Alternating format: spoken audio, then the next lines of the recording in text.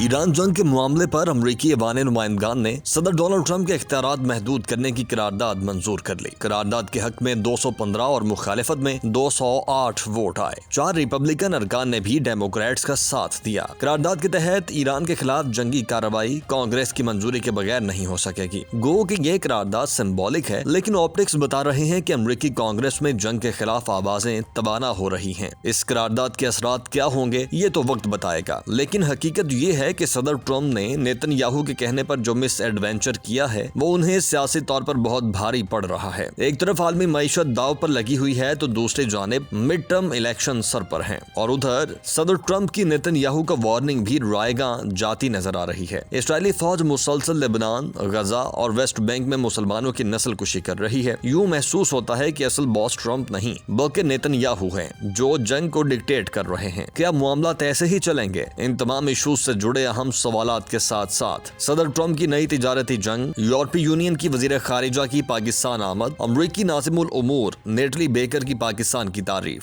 सदर प्यूटन की भारतीय सहाफी की स्कूलिंग, राहुल गांधी की इंडिया में मुआशी सुनामी की वार्निंग समेत दिगर मुल्की और आलमी खबरों पर तफसील से जानकारी देंगे नजम सेठी।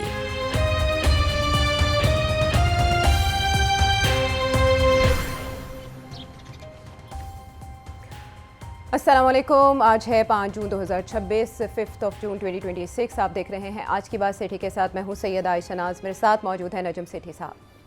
अस्सलाम वालेकुम।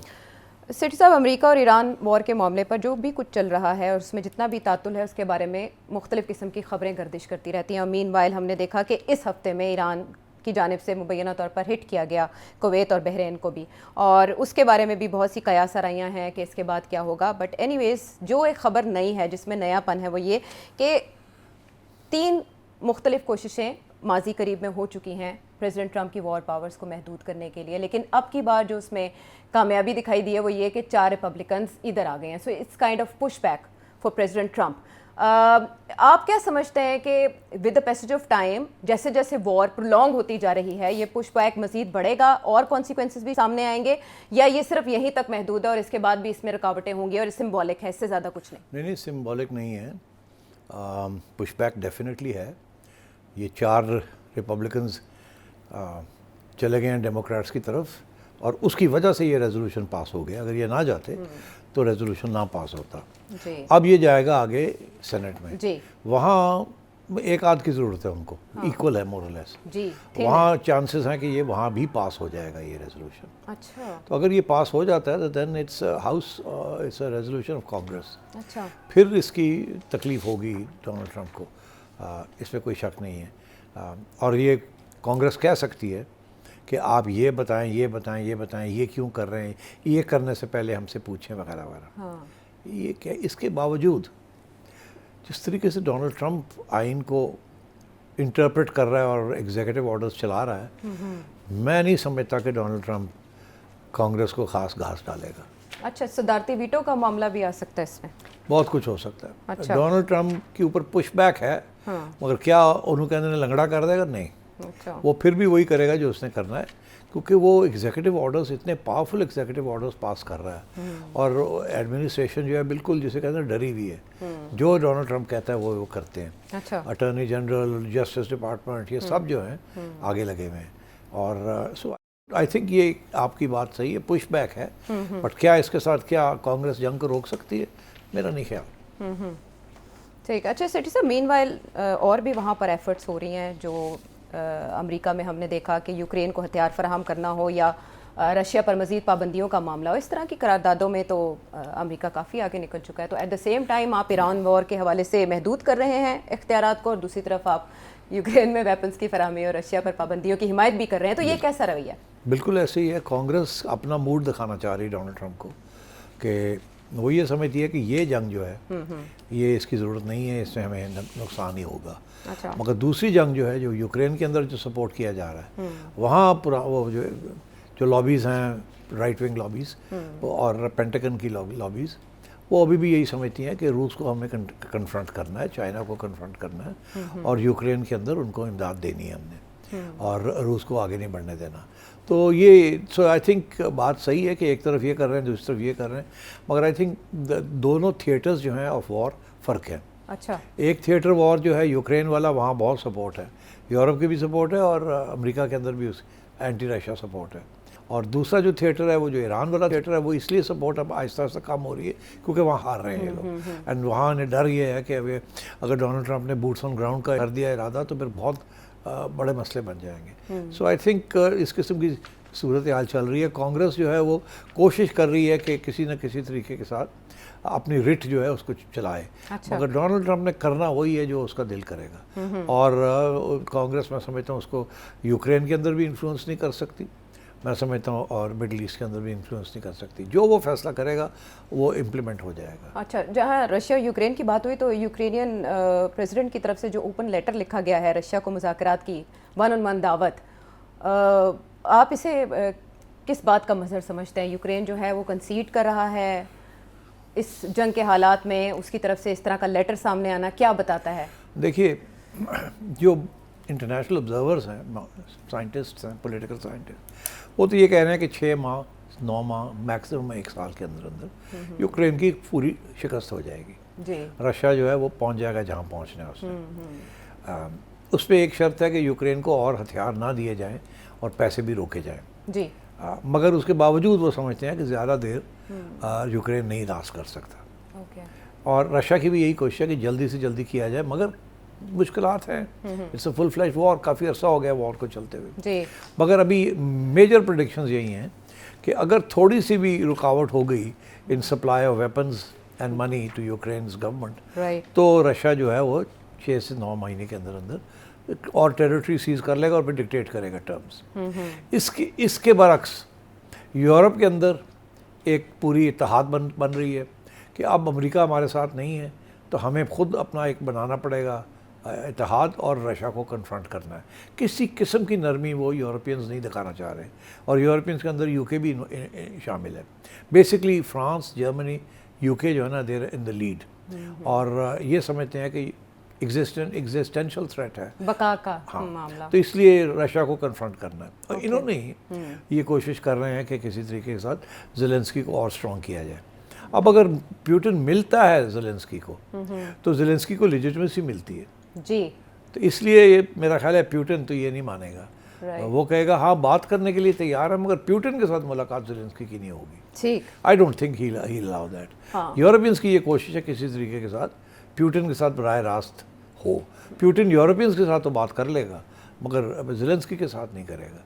So that's my assessment and इसीलिए ये बात फ्लोट की गई है कि ज़ेलेंस्की के साथ बात करो। अच्छा। देखो ज़ेलेंस्की के साथ बात करना तो फजूल है बिकॉज ज़ेलेंस्की तो डिटर्मिंड है ना कि हमने नहीं रूस को आगे बढ़ने देना और हमने नहीं करना। और ज़ेलेंस्की इस वक्त प्यारा बन रहा है यूरोप का जी।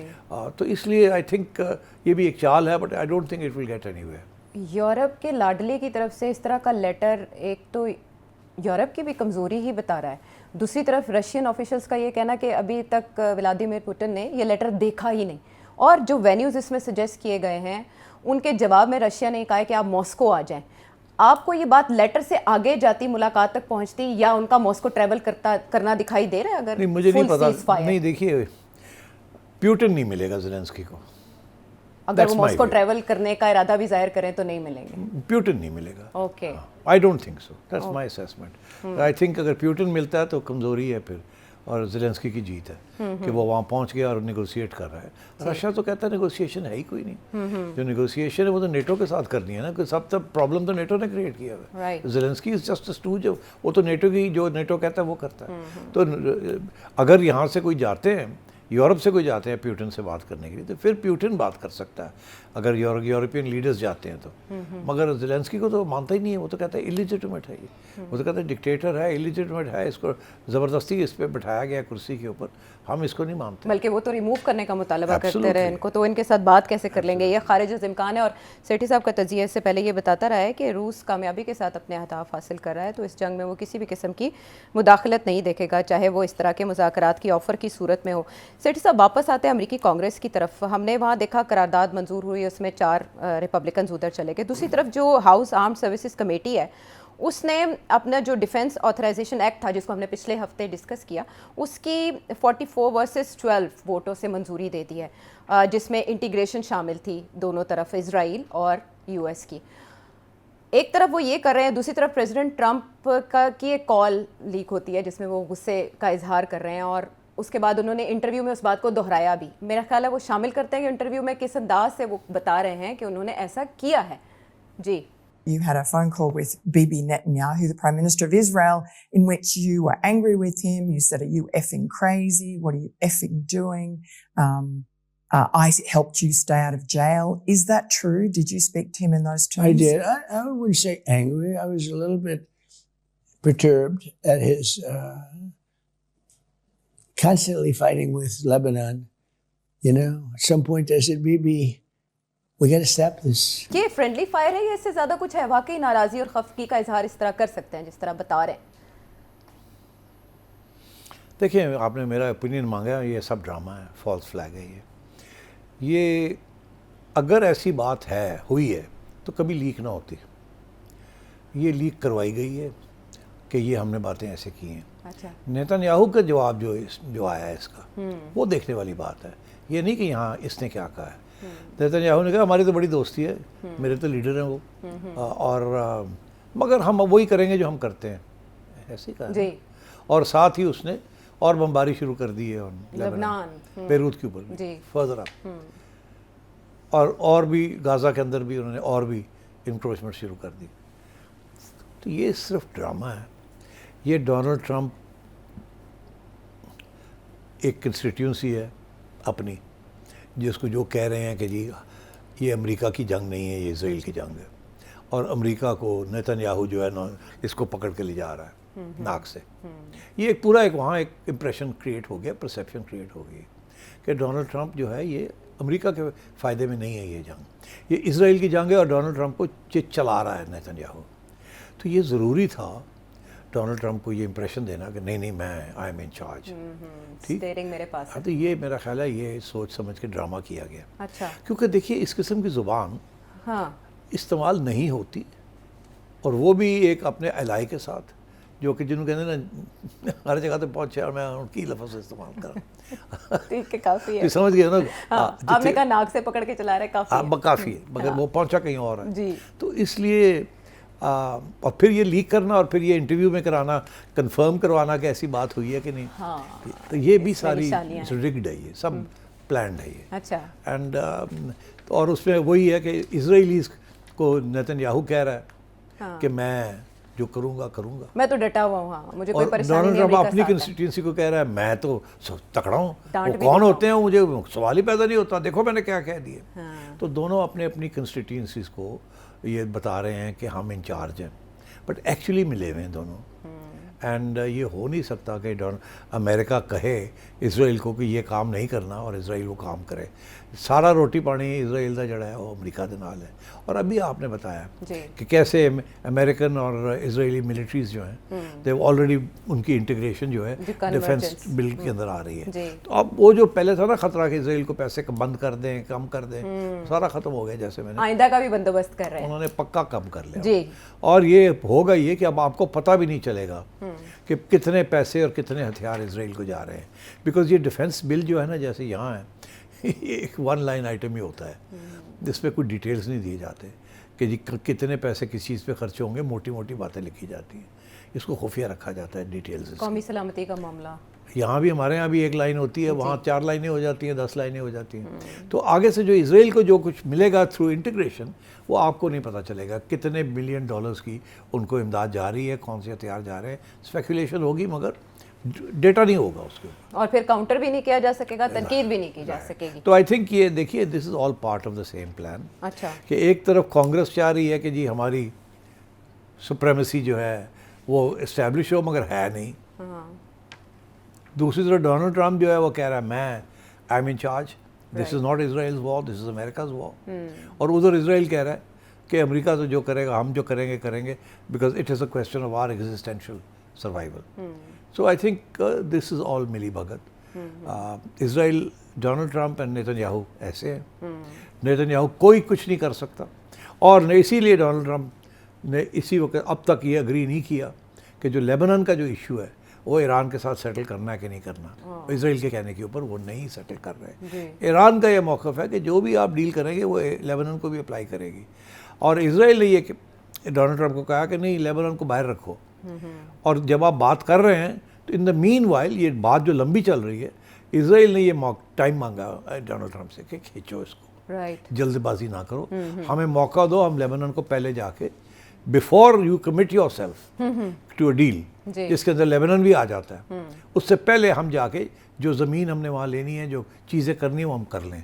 हिज़्बुल्लाह को जितना भी नुकसान पहुँचा सकते हैं पहुँचाएँ, जितनी ज़मीन ले सकते हैं ले, और फिर वहाँ बैठ जाएं, जैसे इन्होंने सीरिया के अंदर भी ली है और जॉर्डन में भी ली है, अब गज़ा में भी ले ली है, उधर सब जगह पे ले ली है उन्होंने। तो इसलिए I think this is part of the same plan कि अभी कोई डील नहीं हो रही जब तक इसराइल ग्रीन लाइट नहीं देगा। ओके, ग्रीन लाइट अभी इसलिए नहीं दे रहा बिकॉज अभी तक वो जंग जारी है वहाँ। वो चाह रहा है कि मैं कब्जा कर लूँ बहुत सी ज़मीन पे। तो इसका तो ये मतलब है कि इन सब इलाकों में उसकी पेशकदमी मैक्सिमम जितनी हो सकती है तब तक कोई मुआहदा डिलेड रहेगा। और अब तो कहा जा रहा है कि इजराइल के अंदर इस बात पे बहस जारी है कि अगर कोई मुआहदा हो जाता है, ये नहीं कि मुआहदा रोकने पर हिकमत अमली बनाई जा रही है, बल्कि इस बात पर वहाँ गुफ्तो शुनीद हो रही है कि अगर हो जाता है तो फिर इजराइल क्या करेगा, उसके बाद क्या करेगा। इसीलिए इजराइल चाहता है कि पहले वो अपना जो उसने चीज़ें लेनी है वो पहले मिल जाए मुआहदे से पहले। ईरान इसीलिए चाहता है फ़ौरन हो जाए बिफोर इजराइल जो है वो बाकी हब्स कर ले। तो इसीलिए ईरान स्कीम की जल्दी से हो, मगर डोनाल्ड ट्रंप जो है वो गेम खेल रहा है, चला रहा है इसको। ठीक, हर बात के ऊपर अग्रीमेंट अंडरस्टैंडिंग होती है तो फिर तब्दील कर देता है, फिर इधर चला जाता है, फिर ये करता है जी। अच्छा, मगर ये डोनाल्ड ट्रंप के लिए भी टाइम जो है ना वो ख़त्म हो रहा है, बिकॉज अब वो मिड टर्म्स आ रहे हैं, इन्फ्लेशन बढ़ रही है, तेल की कीमत फिर बढ़ रही है। कोशिश वो करता है कि वो कोई ना कोई ऐसा बयान दे दे जैसे लगता है कल डील होने लगी है, मगर फिर वो तेल की कीमत गिरती है, फिर उसके बाद फिर वो गड़बड़ हो जाती है, लड़ाई झगड़ा शुरू हो जाता है, फिर तेल बढ़ जाता है। तो अभी तक आपने देखा कितने दिन हो गए हैं, तो अच्छे लंबे चौड़े दिन हो गए हैं जब से हम सुन रहे हैं कि कल डील हो रही है, कल डील हो रही है, सारा कुछ तय हो गया। हर रोज़ डोनाल्ड ट्रंप ये कहता है। अभी अमेरिका में एक प्रोग्राम था बड़ा इंटरेस्टिंग, स्टुअर्ट का, उसने ये पूरा दिखाया है कि कितनी दफ़ा उसने कहा कि डील कल हो जाएगी। अच्छा, एक कॉम्बिनेशन उनकी वो कहता है 2-3 महीने हो गए, हर रोज़ यही कहता है, हर दूसरे दिन ये कहता है बड़ी वेरी क्लोज टू डील होने वाली। तो कह के तो कीमत को उसने मार्केट को कंट्रोल में रखा हुआ है। इसी तरीके के साथ लोग जो हैं इसकी जो भी बयान देता है उसको वो एनालाइज करते हैं, और ये इस्टेब्लिश हो गया है कि जो बयान ये देता है ऑन मिडिल ईस्ट, उसके साथ इसके कितने अरबों डॉलर बनते हैं डोनाल्ड ट्रंप की फैमिली के, और स्टॉक मार्केट को कैसे मैनिपुलेट किया जा रहा है कि कोई पॉजिटिव बयान देता है और डील होने लगी जी कल परसों, तेल गिर जाता है, जिन लोगों ने ख़रीदना होता है वो तेल ख़रीद लेते हैं, फिर उसके बाद फिर ठाठ होनी शुरू हो जाती है, फिर तेल बढ़ जाता है, फिर वो बेच देते हैं। इस पे तो बेट्स लगती हैं। हाँ, तो ये this is what's going on, और लोगों ने बिल्कुल पूरा इसको एनालाइज किया है चार्ट वाइज कि डोनाल्ड ट्रंप ने यहाँ ये बात कही पॉजिटिव तो तेल की कीमत गिरी, यहाँ उसने नेगेटिव बात की तो तेल की पैटर्न, हाँ, तो उन्होंने पूरा एस्टैब्लिश कर दिया है। And they are saying that he is, इन्होंने कोई डोनाल्ड ट्रंप साहब ने कोई 2-3 अरब डॉलर्स बना लिए इनकी फैमिली ने। तो ये इस किस्म की चीज़ें हो रही हैं वहाँ। और डोनाल्ड ट्रंप मेरा ख्याल है ये समझता है कि देखिए ये मेरी तो आखिरी टर्म है, मुझे और कोई टर्म नहीं मिलनी, क्योंकि इसी के ऊपर वो डिस्कशन भी शुरू हो गई है ना कि जेडी वैंस आगे खड़ा होगा या रूबियो खड़ा होगा, और लोगों ने इसको पूछा कि इन दोनों में से किसको आप सपोर्ट करेंगे, तो उसने ये नहीं कहा कि मैं तो खुद खड़ा होऊंगा, बिकॉज वो खड़ा हो नहीं सकता वो, और इसने कहा कि हाँ दोनों जो है मेरे बड़े प्यारे हैं, अब मगर मैं कोई नाम नहीं लूँगा। तो ये क्लियर हो गया कि this is his last second term, और सेकंड टर्म थर्ड टर्म नहीं होनी, कॉन्स्टिट्यूशनल अमेंडमेंट नहीं होने देनी किसी ने। तो इसलिए आई थिंक डोनाल्ड ट्रंप ने ये फैसला किया कि किसी तरीके के साथ ये हिस्ट्री, तारीख की किताबें जो है हिस्ट्री बुक्स में ये ना लिखा जाए कि ही लॉस्ट द वॉर, तो वो आउट एग्जिट चाहता है, मगर साथ साथ बहुत मजबूर है, इज़ अ प्रिजनर, कैदी है इसराइल लॉबी का, जैसे कि सारे अमेरिकन सियासतदान हैं इसराइल लॉबी के कैदी है। So I think that is where the difficulty lies. और अब ईरान ने ये फैसला कर लिया है कि ठीक है अगर ये बात है तो ठीक है, फिर हम भी किसी जल्दबाजी नहीं करेंगे। और अब जो उनके जो आयतुल्ला हैं उनका जो बयान आया वो ये आया कि अगर अमेरिका जो है वो कहीं एक कोई बमबारी करता है तो हम उसकी 1.5 गुना बमबारी वापस करेंगे, हम इंतज़ार नहीं करेंगे कि टिट फॉर टैट। पहले ये था ना आप एक करते हैं एक हम करते हैं, अब वो कहते हैं हम 1.5 करेंगे। तो ये एस्केलेशन है, और अगर एस्केलेशन लैडर पे डोनाल्ड ट्रंप चढ़ गया तो बड़ा मुश्किल हो जाता है, फिर ये 1.5 से 2 हो जाती है, 2 से 2.5 हो जाती है, तो फिर you end up in the nuclear realm. तो इसलिए I think there are these issues. मेरा अपना ये ख्याल है कि अगले 15 दिन जो है ना, अच्छा। They are very critical. इससे ज़्यादा अगर डोनाल्ड ट्रंप ने और भी खींचने की कोशिश की, अच्छा। तो अगर एमओयू बनना है तो अगले 15-20 दिन के अंदर अंदर एमओयू हो जाना चाहिए। अच्छा, और मेरा ख्याल है 14 जून को प्रेसिडेंट ट्रंप अपनी सालगिरह भी मनाने जा रहे हैं। आपके एनालिसिस के मुताबिक हम तकरीबन हफ्ता 15 दिन ऐसे ही हो जाएगा अगर वो अपने बर्थडे पे कोई गिफ्ट देना चाहें। But at the same time Sethi साहब, झड़पों की आपने बात की, इसराइली अज़ाइम तो जारी हैं। सदर्न लेबनान में हमने देखा, गज़ा में भी कॉन्फ्लिक्ट एक्टिव है, लेकिन ये जो झड़पें हुई हैं, ये जो हिट किया गया है कुवैत और बहरीन को, दूसरी तरफ किशम आइलैंड पर अमेरिका ने स्ट्राइक की है, इस तरह के वाक़यात क्या ईरान का रिएक्शन चेक करने के लिए हैं, या ये फुल फ्लेज वॉर में इस तरह के वाक़यात बदल सकते हैं? नहीं, अब फैसला लगता है ऐसे हो गया है कि पहले बहरीन तो इनके साथ था, इसराइल के और लॉबी में। जी जी, अमेरिका के साथ, हाँ, इसराइल और अमेरिका मगर के साथ कुवैत थोड़ा ऐसे डगमगा रहा था। हाँ। मगर अब मेरा ख्याल है कुवैत का भी यही फैसला है कि वो अमेरिका और इसराइल के साथ खड़े होंगे। अच्छा, दैट्स व्हाट आई थिंक। तो अब रह गया पीछे सिर्फ एक अपना सऊदी अरेबिया और कतर। जी। बाकी तो यूएई भी चला गया, बहरीन भी चला गया, कुवैत अभी कुवैत भी मैं कह रहा हूँ चला गया। अब रह गया ओमान रह गया जी, और ये रह गए। तो आई थिंक ये नहीं जाएंगे, हालांकि धमकियां हो रही हैं मगर ये नहीं जाएंगे। अगर इस तरह के वाक़यात बढ़ते हैं या ईरान की जानिब से टारगेट किया जाता और है, अब ईरान टारगेट करेगा इन दोनों को बाकी। राइट। ओके सेठ साहब, दूसरी तरफ प्रेसिडेंट ट्रंप के जो अमेरिका की हद तक इकदाम हैं टैरिफ को लेकर, वो बहुत दावे करते हैं कि उन्होंने कितना अमेरिका को फ़ायदा पहुंचाया। दूसरी तरफ अदालतों की जानिब से भी ज़ाहिर है प्रेसिडेंट ट्रंप के इस तरह के इकदाम को चैलेंज किया जाता है, स्लब किया जाता है। बट अब उन्होंने जो टैरिफ आयद करने का फैसला किया 60 के करीब कंट्रीज़ में, और उसका बहाना बनाया कि फोर्स्ड लेबर होती है, उसमें जिन जिन ममालिक को शामिल किया गया उनमें से तो कुछ पर क्वेश्चन उठते हैं कि वहाँ ऐसा कहाँ रिपोर्ट किया गया, कहाँ देखा गया। तो ये किस तरीके से प्रेसिडेंट ट्रंप अपने टैरिफ को अब अप्लाई करने का इरादा रखते हैं? नहीं, ये देखिए, ये धमकी है।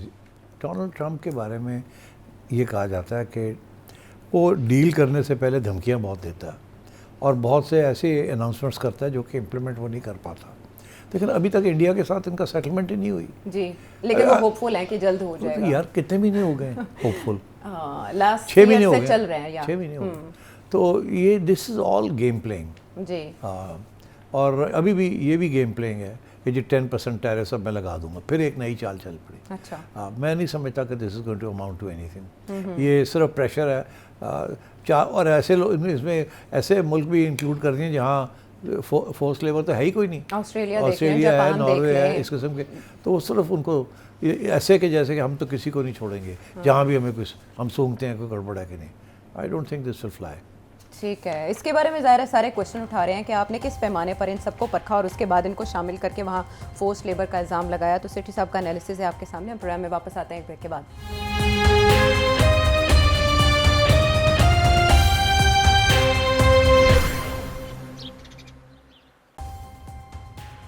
Welcome back to the show. हमारे हमसाया में काफ़ी गड़बड़ चल रही है, हमें लग रहा है शायद गड़बड़ चल रही है, वरना तो नरेंद्र मोदी जो हैं वो 10 जून को जवाहरलाल नेहरू का तवील इक़्तिदार का हुकूमत का रिकॉर्ड तोड़ने जा रहे हैं।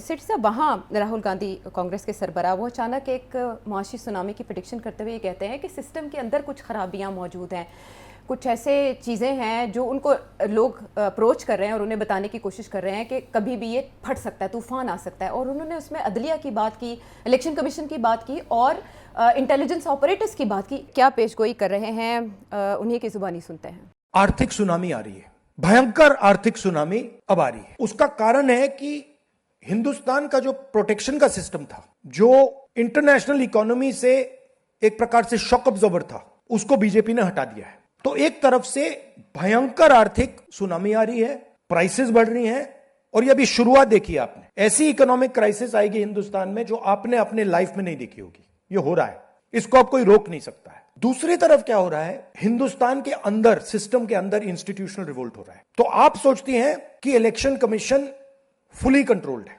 वो 3 साल पहले फुली कंट्रोल्ड है। चीफ इलेक्शन कमिश्नर के मैसेजेस मेरे पास आ रहे हैं, head of intelligence system, senior judiciary, सारों के सारे रिवोल्ट कर रहे हैं, इंफॉर्मेशन दे रहे हैं हमें। तो जो कंट्रोल का सिस्टम था एक तरफ से, वो कोलैप्स कर रहा है अंदर से, क्योंकि लोगों को दिख रहा है कि जनता का प्रेशर अब ऐसा भयंकर आएगा, अगर हम इस रास्ते पे चलते गए तो हमारे लिए रिस्क हो जाएगा।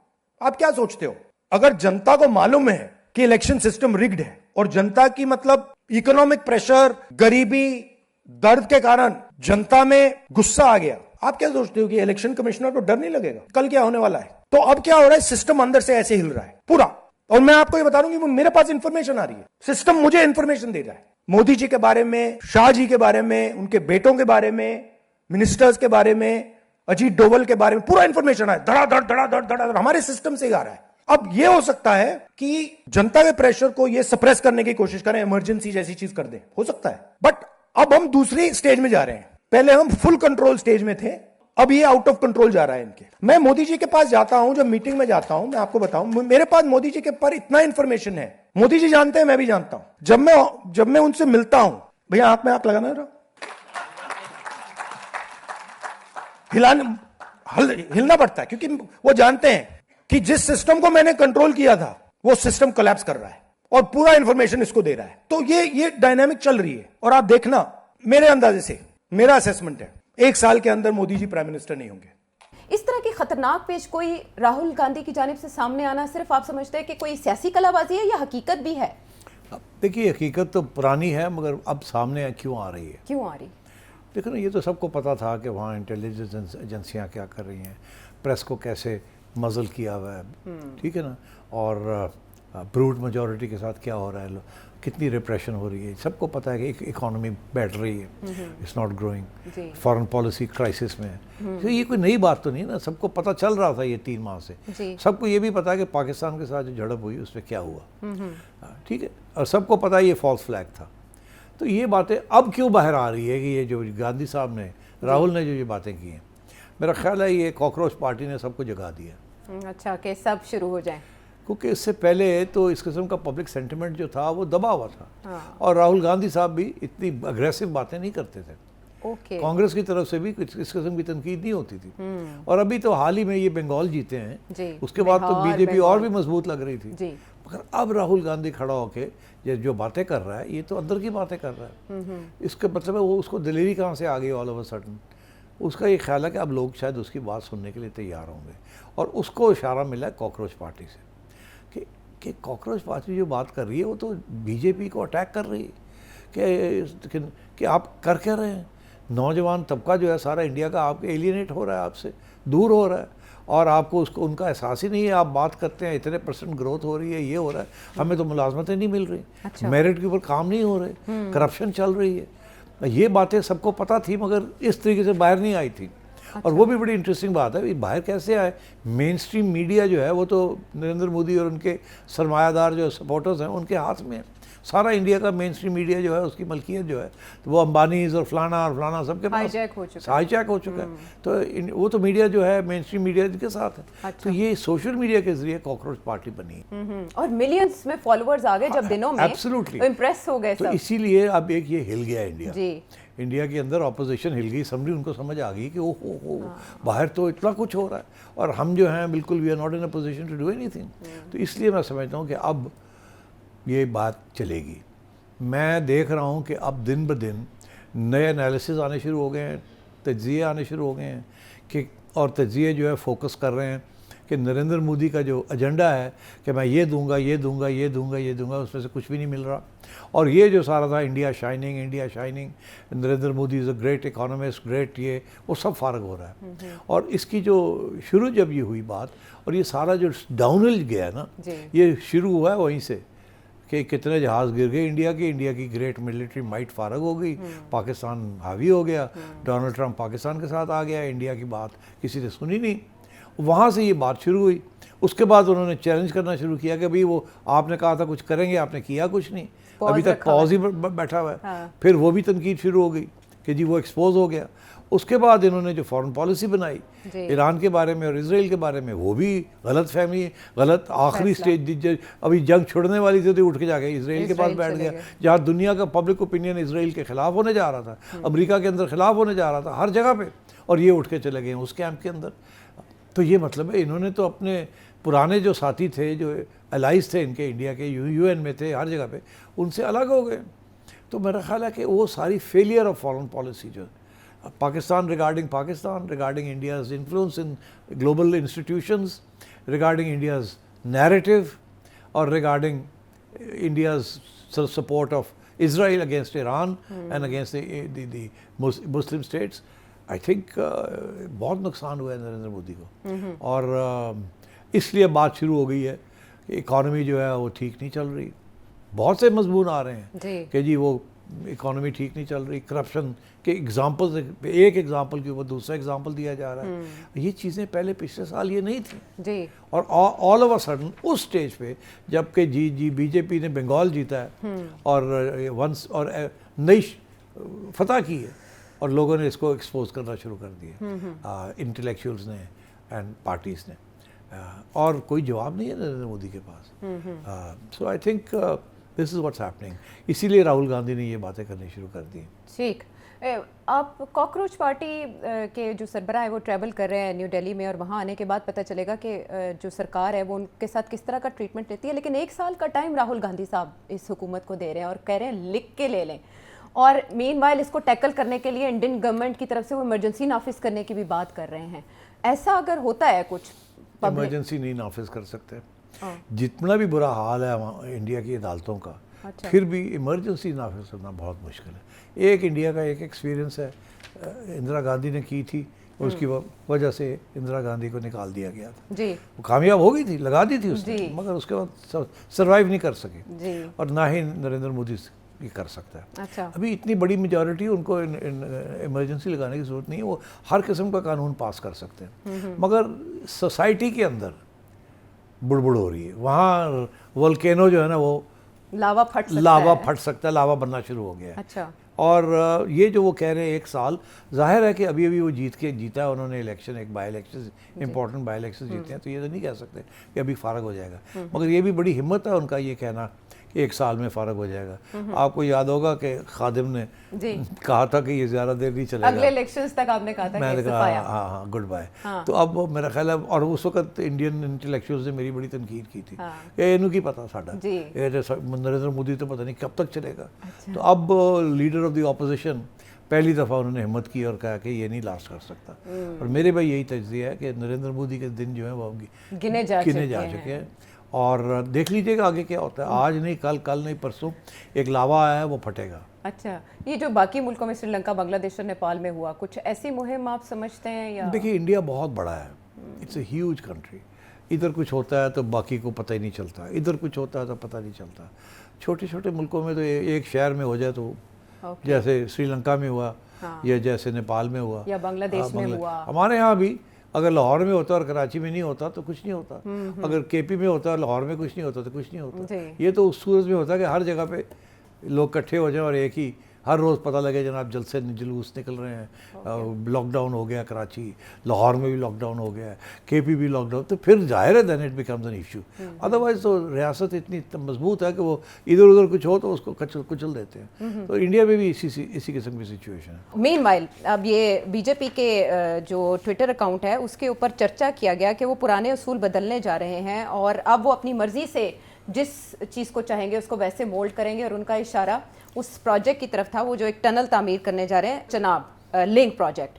सेठ साहब, इसको लेकर उन्होंने ये कहा है कि अब वो किसी बात की परवाह नहीं करते। उन्होंने इंडस वाटर ट्रीटी जब से मुअत्तल कर रखा है, अब वो ये बताएंगे कि वो यहाँ से जो चाहेंगे वो बनाएंगे और जिस तरह चाहें इसको लेकर चलेंगे।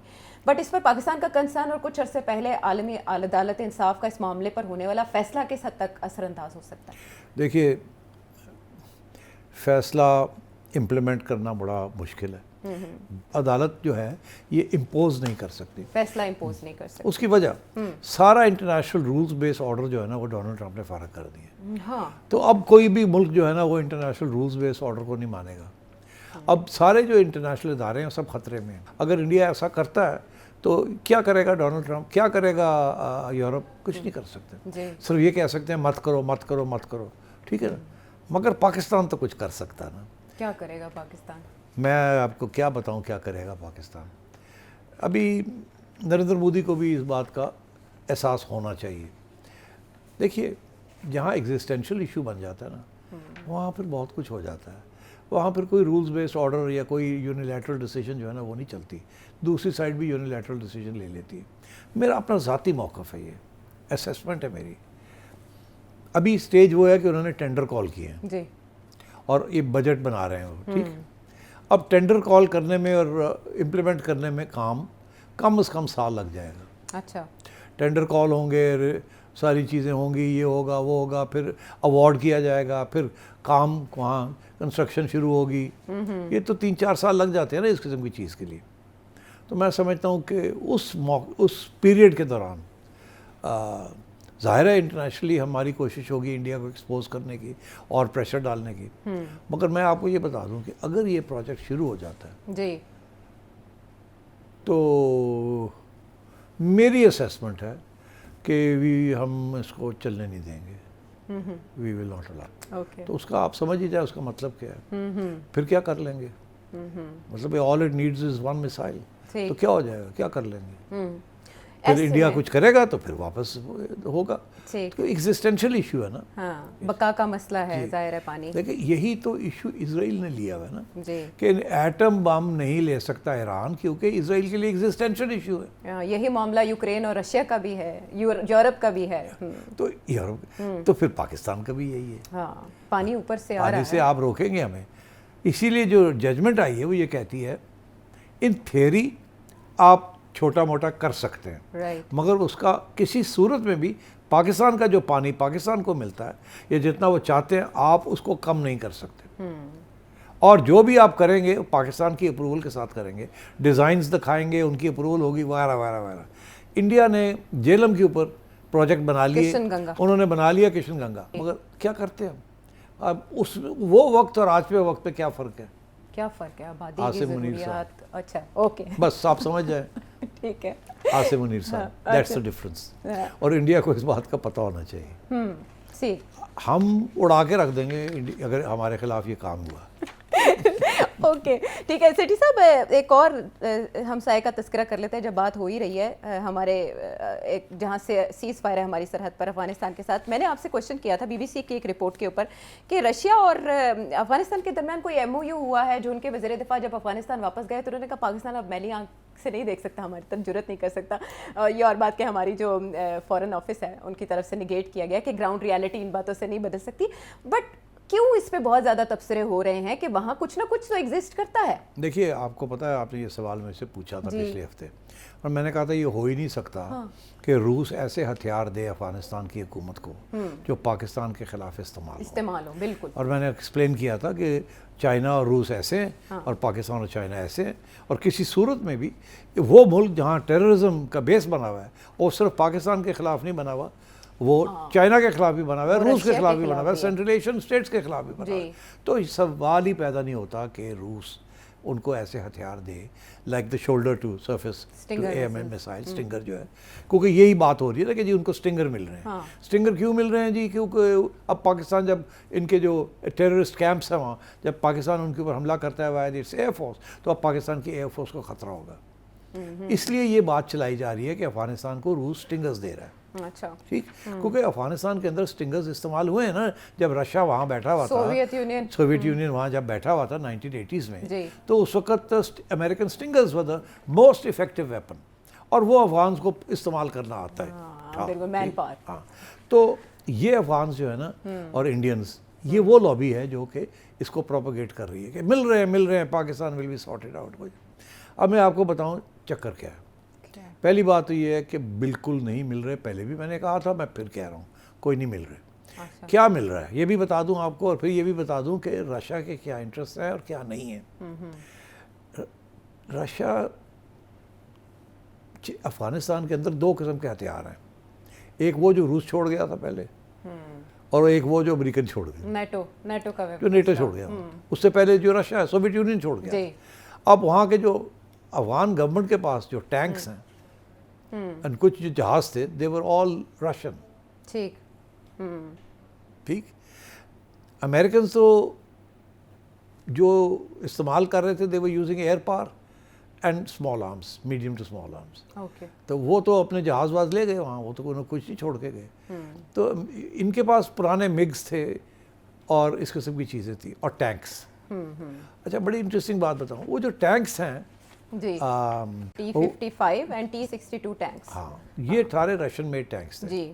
और रशिया के अंदर सबसे बड़ी टैंक फैक्ट्रीज कहाँ थी आयशा? यूक्रेन। ओह सोवियत यूनियन के अंदर सबसे ज़्यादा न्यूक्लियर वेपन्स जो इंस्टॉल हुए थे वो यूक्रेन में थे, और सबसे ज़्यादा टैंक्स की प्रोडक्शन जो थी वो यूक्रेन में थी उस दौर में। हाँ ओके।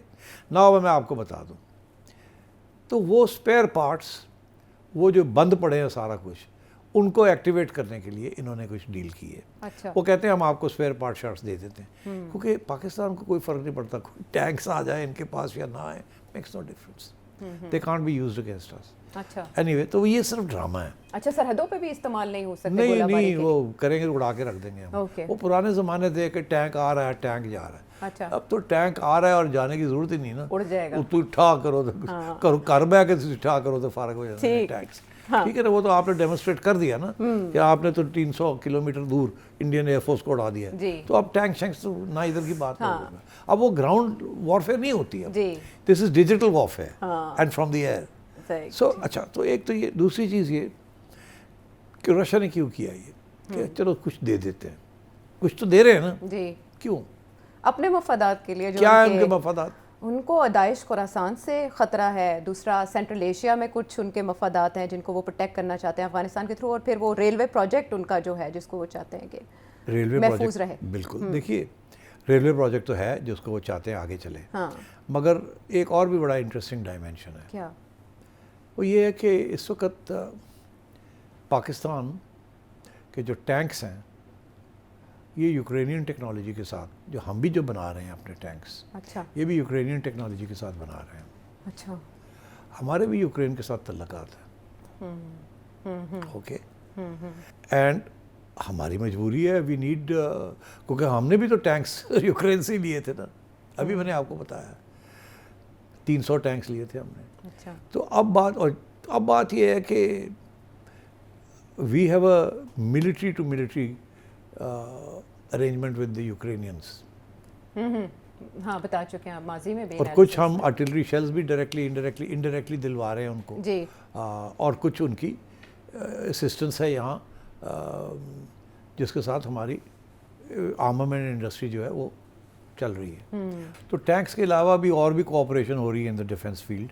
हम जो JF-17 बना रहे हैं जहाज, उसका जो इंजन है उसके ऊपर भी यूक्रेन के साथ कुछ कोऑपरेशन हो रही है। अच्छा। तो रशिया भी अपनी तरफ से थोड़ी सी नाराज़गी का इजहार करना चाह रहा है पुशबैक कि थोड़ी सी पुश बैक है। ठीक। एक तरफ आप वाला बात कि जी वो अफगान से कुछ लेना चाहता है अपने मफादात। और इधर थोड़ा सा पुश बैक भी कर रहा है। हाँ, ठीक है ना, हाँ। तो ये इस किस्म की चीज़ें भी चलती हैं। हाँ। बट ये नहीं होगा कि वो अफगानिस्तान को ऐसे हथियार दे दे जिसके साथ आप डिस्टेबलाइज हो जाए या वहाँ में टेररिस्ट रेजीम जो है वो मजबूत हो जाए, जिसके साथ अफगानिस्तान और पाकिस्तान के दरमियान जो स्कीम ऑफ थिंग्स है वो चेंज हो जाए। ऐसे हथियार रशिया की जानिब से फराहम नहीं किए जा सकते। माजी के एनालिसिस से कनेक्टेड था ये एनालिसिस, और अब इसके बाद ब्रेक के बाद जब हम आएंगे तो हम जीबी कर्व करेंगे, जहां मौसम है सर्द लेकिन लोहा है गर्म। कौन लगाएगा चोट, कौन ले जाएगा जीबी, ब्रेक के बाद।